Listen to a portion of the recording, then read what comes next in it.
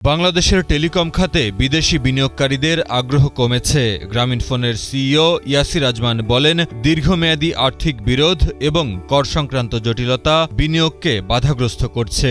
তাই শুধু টেলিকম খাত নয়, দেশের অর্থনীতিতে নতুন প্রযুক্তি এবং উন্নয়নকে সীমিত করছে বলেও মনে করেন ইয়াসির আজমান।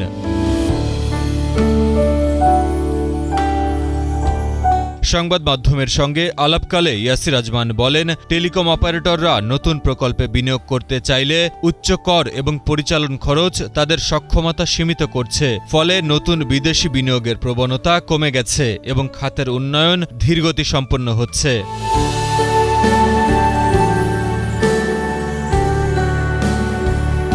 দেশের অন্যতম বড় বিদেশি বিনিয়োগের ব্যবসা গ্রামীণফোনের পক্ষ থেকে যখন বিদেশি বিনিয়োগকারীদের অনাগ্রহের কথা বলা হচ্ছে, তখন অন্তর্বর্তী সরকারের পক্ষ থেকে উল্টো কথা শোনা যাচ্ছে।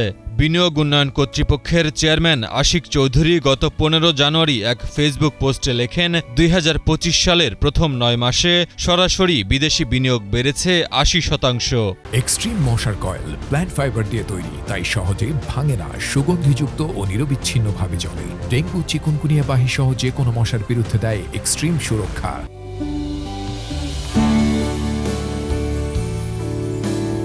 তবে দেশে বিনিয়োগের অনাগ্রহের পেছনে কারণ ব্যাখ্যা করতে গিয়ে গ্রামীণফোনের সিইও বলেন, বাংলাদেশে টেলিকম খাত দ্রুত উন্নয়নের সম্ভাবনা রাখলেও কর এবং আর্থিক ঝুঁকি সমাধান না হলে বিনিয়োগকারীরা আগ্রহী হচ্ছেন না। এটি শুধু টেলিকম খাতের উন্নয়নকেই সীমিত করছে না, বরং নতুন প্রযুক্তি গ্রহণ এবং কর্মসংস্থানের সুযোগেও প্রভাব ফেলছে।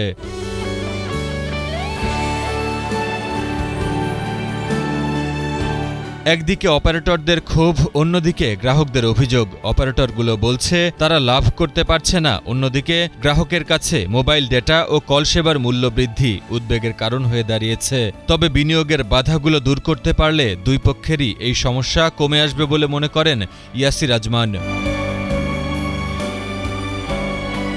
গত 1.5 বছরে মোবাইল ফোনের গ্রাহক সংখ্যা 90 লাখের মতো কমে যাওয়ার তথ্য মিলছে বিটিআরসির পরিসংখ্যানে। কি কারণে এত গ্রাহক কমল জানতে চাইলে ইয়াসির আজমান বলেন, এখন আইএসপির ভলিউম বাড়ছে, তাই আমাদের ভলিউমটা ওখানে শিফট হয়ে যাচ্ছে। ট্যাক্সের কারণে ওরা যে দাম দিতে পারছে আমরা সেটাও দিতে পারবো না।